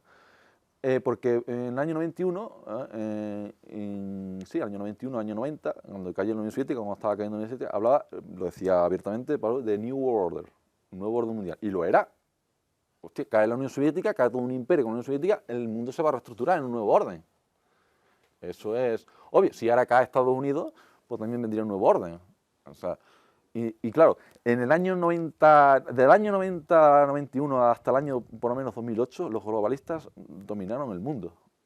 Y ya desde la crisis de Lehman Brothers, o más bien desde que China entró en la Organización Mundial del Comercio en el año 2001, el mismo año de la caída de las Torres Gemelas, pues China ha ido creciendo de una manera espectacular, como no se ha visto, y algo tiene que ver la China de Mao, y Deng Xiaoping, no, eso no es para nada.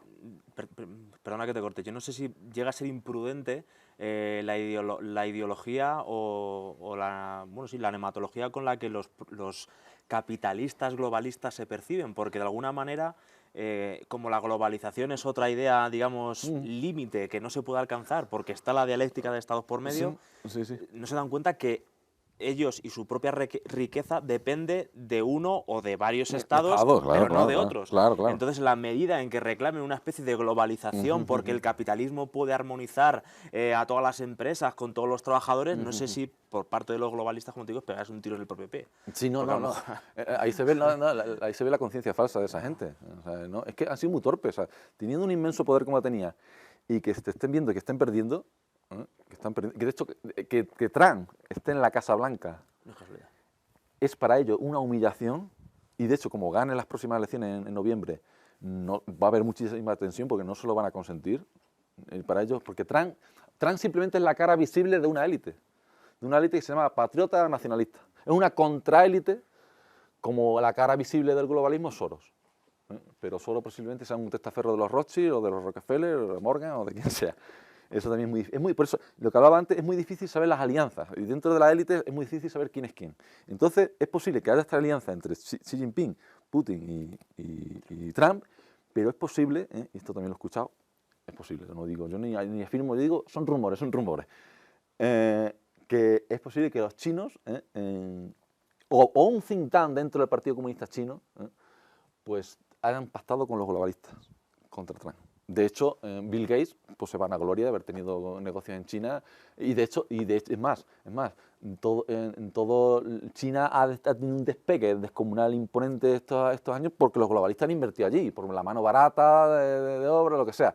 Y China es que, de hecho, esto nos lo contó un amigo nuestro, Iker Izquierdo, está en Taiwán, decía que iba al mes siguiente a Pekín o a Shanghái, donde fuese, y habían cambiado otra vez el escenario, las calles o los monumentos, lo que sea, y dice que es un despegue en 10 años, en 20 años, brutal, como no se ha visto, y que vas a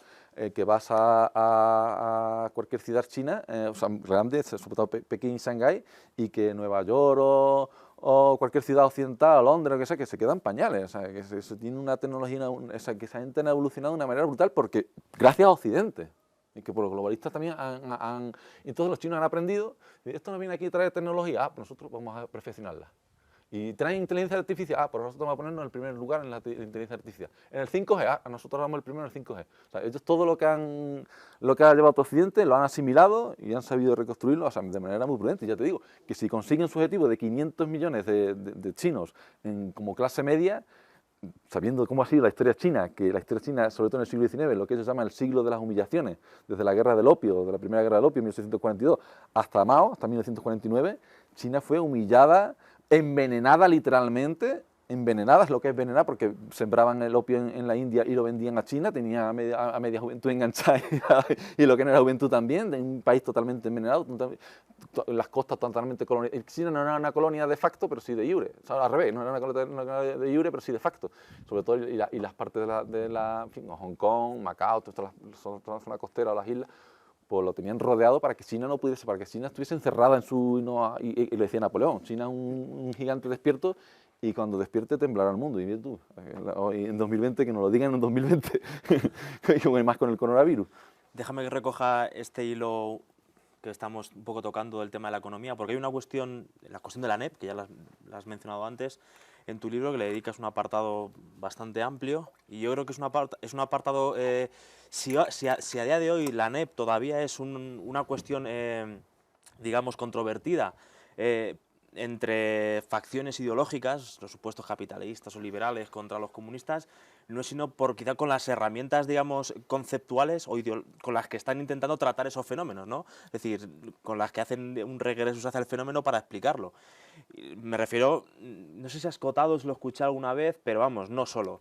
En la medida en que la Unión Soviética necesitó en un momento de recurrir a la NEP, enseguida saltan los liberales o capitalistas para decir, oye, mirad, en cuanto se aplicó un poquito esto, fue un poquito mejor, con lo cual se demuestra que el capitalismo, si se aplica, realmente funciona. Sin embargo, tú en tu libro lo que estás planteando es que intenta hablar de políticas económicas, digamos, con todas las comillas, comunistas o socialistas, como se entienden hoy, plenas, y por otro lado capitalistas, pues igual, es un completo mito, y que todos los países, de alguna manera, tienen, o sea, que la diferencia entre países, digamos, comunistas y capitalistas, en verdad es una mera diferencia de grado, que no es una diferencia cualitativa. Entonces, la pregunta que te quiero hacer es, ¿por qué, si la ideología con la que se explicaban a sí mismos, esta EMI que se dice, ¿no?, a sí mismos, era comunista, ¿por qué entonces aplicaban una medida, lo quiero para que la gente lo entienda, por qué según tú un país comunista aplica una medida que ideológicamente se interpreta como capitalista o como liberal, y por qué en su momento ahí funcionó? Sí, es que era un Brest-Litovsk económico. Es como Brest-Litovsk, que es una tregua y dice, vamos a quedarnos fuera de la guerra para reestructurarnos nosotros y tomar fuerzas. Pues la NEP es parecido, pero en la economía. Vamos a liberalizar el mercado, que los campesinos puedan vender sus productos sobrantes, aunque también estaba muy intervenido por el Estado, tampoco era un capitalismo liberal muy duro ahí. Había intervención en la economía mixta, lo que se dice, ¿no? Y claro, fue una especie como de paréntesis, para después volver con más fuerza, como volvieron a finales de los años 20, cuando empezaron contra la descularización, contra los culas ricos o medianamente ricos, o atropellos, simplemente eran pobres y lo cogieron por medio, eso también hay que decirlo. Y entonces fue como una especie como de respiro, un paréntesis, para después, pues, y de hecho ya vino la crisis en los sistemas capitalistas, el crash del 29, y no afectó a Rusia. Bueno, la afectó ya en el entramado de la dialéctica de estados, pero en esos mismos años Rusia empezó ya su primer plan quinquenal, que duró del 29 al 33, y prosperó lo que es la tecnología y la colectivización y la industrialización del país, que era un país agrario, que Rusia iban con tractores, iban con mulas y en 20 años iban con tractores y con máquinas. Entonces la NEP, pues es nueva política económica, nueva respecto a qué, respecto al comunismo de guerra, porque fue primero el comunismo de guerra, en plena guerra civil, del 18 al 20, después vino este respiro de la NEP, pero inmediatamente vino otro comunismo de guerra, que es el de la desculización. Y ya empezó lo que era la tesis de Stalin frente a Bukharin, que Bukharin decía que hay que hacerlo de paso de tortuga, y Stalin decía, no, ya hay que darse prisa, porque o nos industrializamos ahora o nos aplastan. Es decir, o nos armamos o nos matan. Por eso digo que Stalin más que un comunista, aunque aplicase y por lo que sea, tesis comunistas, pero en el fondo son tesis estadistas prudentes, para, digamos, para defender a tu país de la agresión de Occidente, porque Occidente, es lo que hablaba del cerco capitalista, Stalin. O sea, ahora que hemos hecho solo la revolución nosotros, no se ha hecho la revolución en ningún lado, no ha triunfado, solo estamos nosotros, porque tenemos un cerco capitalista y aquí, sean nacionalsocialistas, o sean fascistas en Italia, o sean otra cosa en otro país, usted es Japón, el Japón imperial, y usted en las grandes potencias capitalistas... Pero que también tuvieron que aliarse en su momento. Bueno, el Japón es un problema, es un problemón. Y también fundamentalmente el Imperio Británico, que era el gran adversario, porque era la potencia capitalista por antonomasia, la que más atropellos y más racista ha sido de la historia, mucho más que los alemanes, y mucho más muerto que los alemanes, porque el Imperio Británico también duró, bueno, hay varias fases del Imperio Británico, pero sobre todo las fases que los historiadores llaman imperialismo, pues el final del siglo XIX, hasta la Primera Guerra Mundial, ni siquiera hasta la Segunda. Cayó el Imperio Británico, pero sí que de alguna manera las finanzas. Y las grandes familias, tipo Rothschild, tipo Astor, tipo Russell, también, esas grandes familias no perdieron su fortuna. Y como no la van a perder en esta crisis, en el COVID. Se va a acabar la globalización para mí está muerta. Alfredo Jalife decía que estaba muerto ya hace unos años, yo creo que tampoco puede que tenga razón.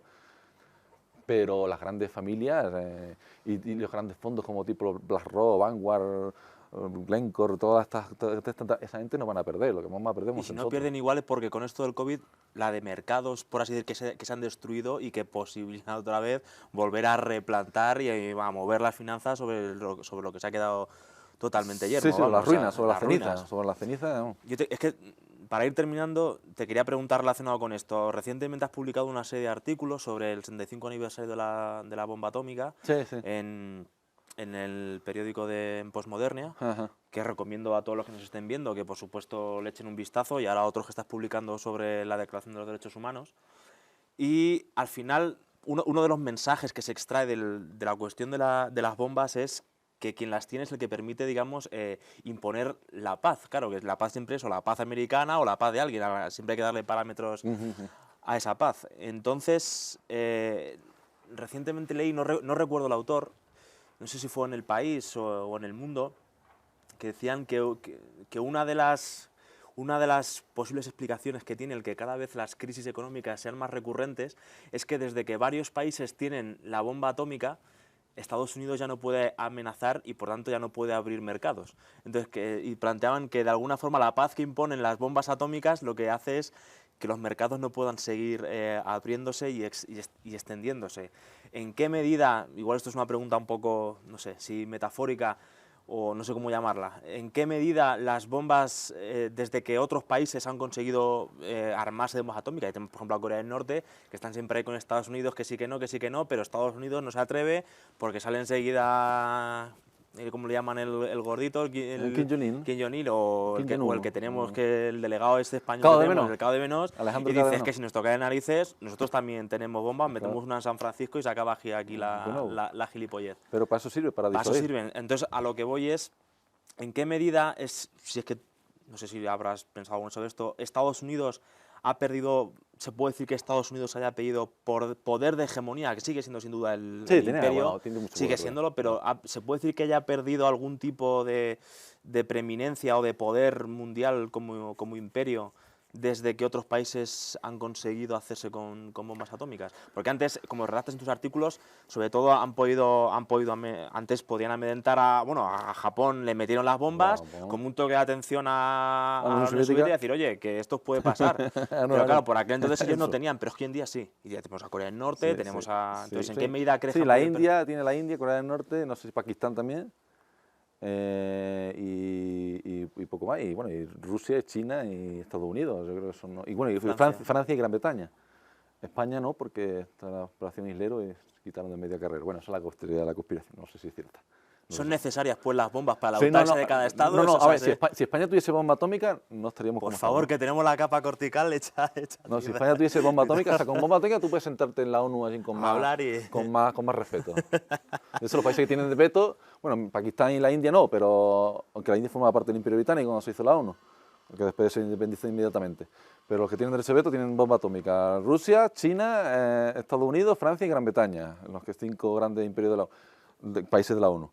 La bomba atómica sirve para disuadir, para que no haya una guerra simétrica, sino las guerras sean asimétricas en la periferia, pues la guerra de Corea, la primera Cuba, la guerra de Vietnam, la guerra también de Irak, de Afganistán, de Siria, en fin, de Libia, son guerras como en la periferia, que ya no son guerras, digamos, de dos grandes potencias, de dos grandes imperios, como fueron Alemania contra el Imperio Británico en la Primera y la Segunda Guerra Mundial, o Estados Unidos y la Unión Soviética en la Guerra Fría, que precisamente fue una guerra fría porque los dos estaban con artillería militar nuclear, entonces ya no puedes enfrentarte directamente. Entonces ya las guerras se hacían, digamos, por fuera, como quien dice. No era tú a tú, era asimétrico. Nosotros creemos en la teoría del dominó, bueno, aunque eso es discutible, la teoría del dominó en Estados Unidos querían Johnson, en Nixon también me parece, que querían la teoría del dominó, dice, si Vietnam se hace comunista, después se hace comunista Laos, Camboya, la India, esto va una especie de dominó. Bueno, yo creo que hay algo más detrás, y que los americanos, yo no lo sé, pero que Estados Unidos, toda una potencia, pierda una guerra en Vietnam, a mí me suena algo raro. A mí me parece que buscaban algo y se fueron cuando lo encontraron. No lo sé qué, pero me suena eso muy raro de que toda una gran potencia como Estados Unidos pues pierda un país con Vietnam, que tuvo ayuda más bien de la Unión Soviética, China no la tuvo. De hecho está la carta ahí de Franco a Lyndon Johnson, del año 65, que es brutal. Búscalo ustedes en Google, pongan Franco, carta a Lyndon Johnson en el año 1965. Y le dice que, hablando de un realismo político impecable, diciendo que no hace falta meterse en guerra con los chinos, con los vietnamitas, porque estos van a tener conflicto con los chinos, por muy comunistas que sean los chinos. La dialéctica de Estado que se la dialéctica de Estado. Que Ho Chi Minh venció a los japoneses, venció a los franceses, venció a los chinos, y vencerá a los americanos. Ho Chi Minh se ha ganado el derecho a ser Ho Chi Minh es un patriota, lo dice ahí. Y el socialcomunismo, lo dice así, literal, el socialcomunismo en el en Asia, en esa zona del mundo, se ha ganado el derecho a la asistencia, porque el liberalismo era el colonialismo, entonces las masas están oprimidas por ese colonialismo opresor, depredador, entonces allí el socialcomunismo sí tiene sentido. Y en estos países como Vietnam o como China, porque Franco miraba mucho a Mao, eso no lo decía abiertamente, pero las miraba, porque China, porque lo que te dije antes, que Mao ha sido el hombre, por toda la pobreza y toda la atropello, pero que sacó a China del siglo de las humillaciones. A partir con Mao empezó a China a ser un país independiente, de alguna manera. Y de hecho como imperio, el imperio del centro, eso significa China, imperio del centro. Y entonces la teoría del dominó, yo no me la creo del todo, que es los americanos que invadieron Afganistán porque se querían que después, Vietnam, porque después de Vietnam iba a venir este país, después el otro, como un dominó, se van cayendo las fichas. No, yo creo que ellos buscaban algo y hasta que no se fueron, hasta no lo encontraron, no se fueron. No sé qué, pero algo habrá. Eso habría que estudiar la guerra de Vietnam, porque es una cosa que tampoco se habla mucho, y hay pocos libros, ¿no? Hay muchos libros sobre la guerra de Vietnam. Y yo creo que hay mucho más, y además porque la guerra también es un negocio, se vende muchas armas, también porque tenían a la juventud... Pero un negocio necesario, que no es aquí algo... Bueno, e innecesario también, cuidado. También, que hay muchas empresas que viven de vender las armas y las venden y que maten a quien maten. O sea, hay gente sin escrúpulos también. O sea, la maldad sí existe, lo que no se puede reducir todo a buenos y malos, pero gente mala, claro que hay, porque hay gente buena, claro. Y yo creo que eso, que ellos buscaban algo... y también tenía a la juventud en contra los hippies, el movimiento contra la guerra, el pacifismo, pues eso le vino muy bien para crear esta nueva izquierda de mayo del 68, que fue la infiltración ya total del pensamiento Alicia, por llamarlo así, o de la socialdemocracia, para que no se hiciesen comunistas, si fuesen pacifistas, y fuesen jóvenes y que fumasen porro y que si fumándote un porro no haces la revolución, porque no la haces, o porque haces otra cosa, o te metes cocaína. No, las drogas y revolución no se llevan bien. No son compatibles. El rock and roll y la revolución, no, el rock and roll está muy bien como música, pero revolucionario estricto sensu, no sé revolucionario siendo rockero, pues ya, lo dice un metalero. Bueno, Alel, antes de acabar, quiero dos preguntas ya de índole un poco más personales. Me gustaría saber si hay algún aspecto en el que estés ahora mismo trabajando del libro. Sí, bueno, hay alguna sorpresilla, no se lo he dicho aquí al compañero, porque se lo quería enseñar, y te lo debía enseñar aquí, pero bueno, yo estoy buscando editor, a ver si me lo quieren publicar. Le voy a decir ya una bomba, pero yo tengo un artículo en Postmodernia del coronavirus, la gestión del coronavirus de España, y demás, ya después de lancé el artículo, son 13 páginas por ahí, pero después me puse a investigar más, entonces fui rellenando.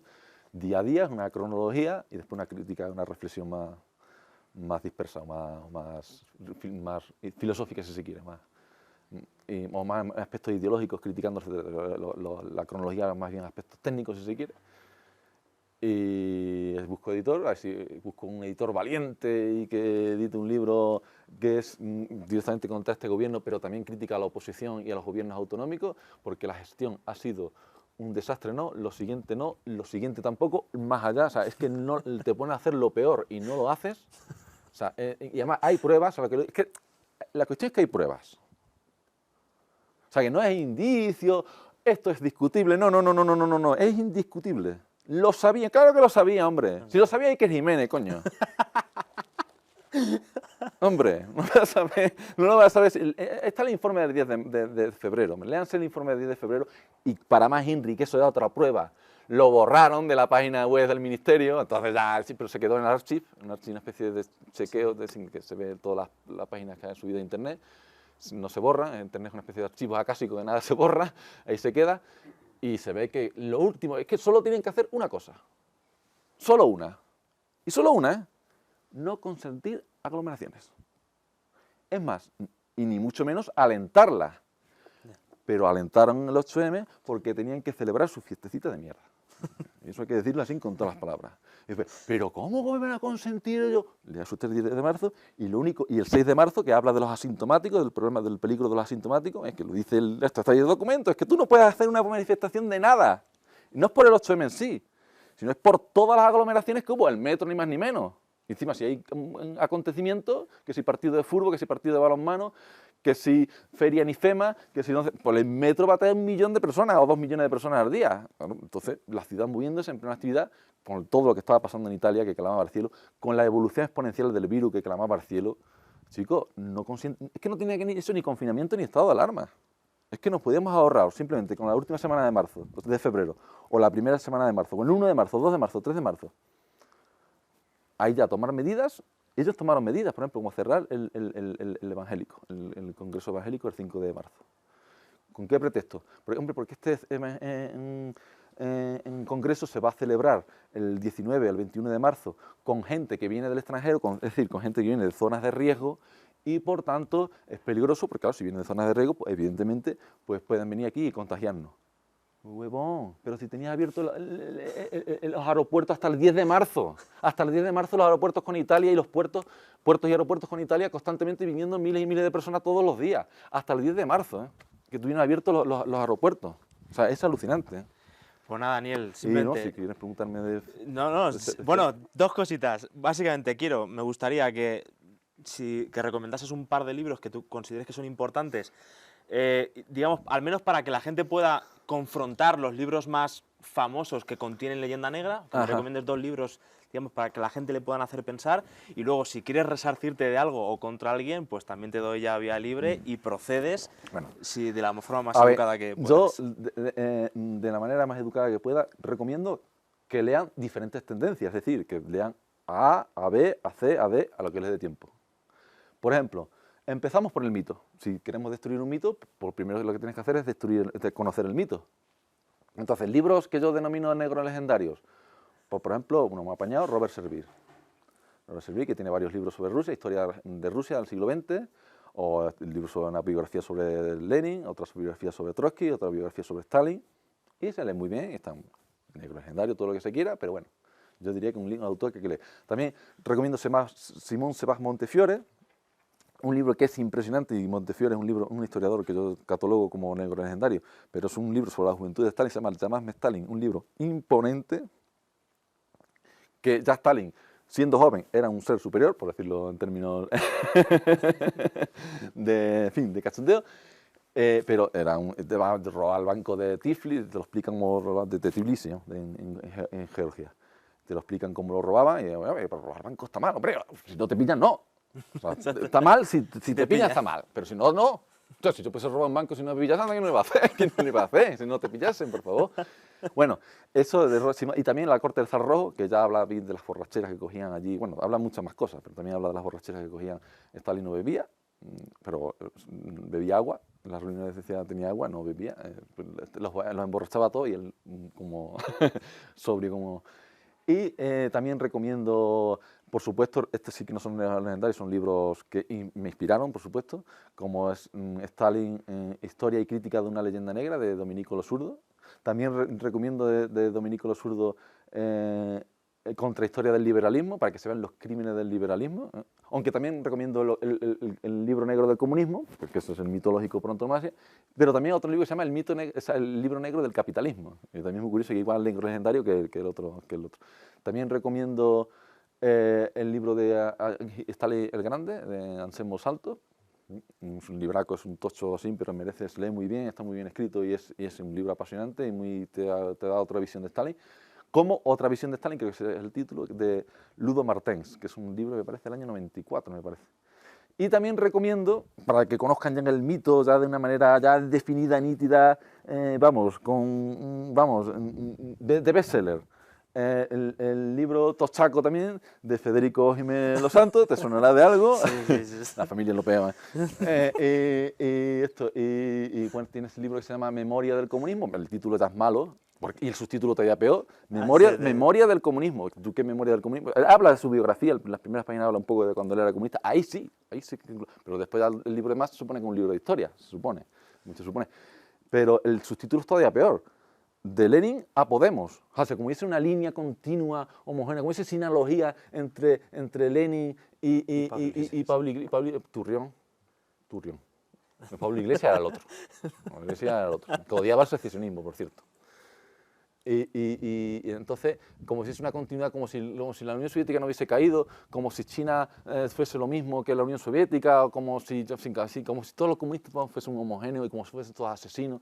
Y Federico tiene una cosa que no tiene Escotado, porque Escotado no sabe escribir, chico. Que vaya peñazo los tres tomos de la teoría del comercio, de filosofía del comercio, ¿no? ¿Cómo se llama? Enemigos del comercio. Enemigos del comercio. Vaya peñazo, Antonio. Peñazo total. Y el primer volumen te lo podía haber ahorrado, porque ahí del comunismo, los avionitas y los celotas, eso no eran comunistas, hombre. Eso ya más comunistas, es abusar del término. Es que era comunista. A ver, hombre. Bien comunista, hombre. Los avionitas y los celotas, hombre. Esos celotas te cogían la daga y te cortaban la cabeza, Antonio. No. Pero el de Federico, por ejemplo, se lo entiende muy bien. Federico es más claro y se lo entiende bastante bien. Y ese es su problema. A mí, yo tengo dos artículos, uno contra Escotado, crítica a los enemigos del comercio, pero sobre todo cuando habla del comunismo y de la Unión Soviética, ya más especificado. Pero el de Federico, algunas cosas no las critico, cuando habla de la escuela comparando la escuela de españoles de Mariana de Salamanca con la escuela austriaca, no lo veo ahí. Eso Tomás García López, Tomás, si estás viendo esto, por cierto, acuérdate que me prometiste que le ibas a dar caña a Federico cuando hace esa comparación de meter en el mismo saco la escuela de Salamanca, la escuela de Austria, pues no es lo mismo. Pero el de Federico era mucho más largo el artículo, porque claro, al entenderse mejor, para mí fue una delicia. Hostia, yo cogía mi carpeta al lado, me iba leyendo y iba, hostia, pues esto es coser y cantar, todo lo que dice es perfecto para ser criticado. Entonces, ustedes léanse primero, antes de leer mi artículo, que se llama El libro negro de Federico, parafraseando el libro negro del comunismo, pues lean el libro, que se lea el libro de Federico, yo le invito a que se lo lean, porque no, además tienes que conocer, si quieres destruir el mito, tendrás que conocer primero el mito. Y ahí Federico pone a los comunistas como una banda de asesinos, que yo no lo niego, que ahora hubo asesinato y hubo atropellos, pero no hace falta multiplicar a los muertos sin necesidad, a no ser que tengan la necesidad de la propaganda, etcétera, etcétera, pero parece que Federico se lo cree, parece que yo creo que el hombre lo hace de buena fe, que se cree que son unos asesinos, pero chicos, entonces, Churchill, ¿quién era? El Churchill más criminal que Hitler, que Stalin juntos. Además, tiene una historia mucho más, de hecho tiene una historia también más larga. El Churchill era un brutal. Y Roosevelt era igual. Roosevelt cogía a la población japonesa, que no, y había 100.000 japoneses en Estados Unidos, que no era tan una quinta columna como podría serlo, tan peligrosa como los judíos en Alemania, está muy mal dicho, está muy mal decirlo, pero hay que decirlo, era mucho más peligrosa la quinta que los japoneses que había en Estados Unidos, que los encerraron todos en campos de concentración, fuese quien fuese, hiciese lo que hiciese, y muchos murieron, claro, y de hambre, y además en condiciones algunas paupérrimas, algunos tenían atados así, es una cosa, o sea, que atropellos, y yo no digo que haya más uno más y otro menos, más o menos igual, y en términos proporcionales, pues más o menos igual. Vamos en términos absolutos, pues, hombre, si Rusia es más grande y tuvo lo que yo llamo, bueno, no lo que yo llamo, no, lo que Nicholas Bertz, ni más ni menos, uno de los autores del libro Negro del Comunismo, llama el segundo periodo de desórdenes en Rusia, que el primero fue el de tras morir Iván el Terrible, que no mató a los boyardos y no fue suficiente represor para después evitar una sublevación de esos boyardos. Pues en Rusia lo que pasó fue el segundo periodo de desórdenes, que Rusia era un polvorín y que ya te digo, que ya pasó la Primera Guerra Civil, la Segunda Guerra Civil, la Tercera Guerra Civil, la Guerra Mundial, que como dice Churchill, una guerra de 30 años, la Segunda Guerra de 30 años, y que fue en un espacio, en un tiempo de mayor inestabilidad y que era muy difícil gobernarlo. Allí con la ética no se gobierna con la política. Bueno, pues Daniel, de una vez que ya has profesado tu amor por el comunismo y por Putin, y que la KGB... Me paga Putin. Ya que sabemos que tienes dinero aquí de Putin, pues nada, te agradecemos honestamente la visita, espero que haya sido de tu agrado y nada, recomendamos a quien nos esté viendo que compren el libro de Daniel, que de algo hay que comer. Y el de Federico también, ¿eh? El de Federico, pero a ver si le alcanza en ediciones y nada, pues muchas gracias y esperamos verte antes, Daniel. Hasta otra, muchas gracias. Gracias.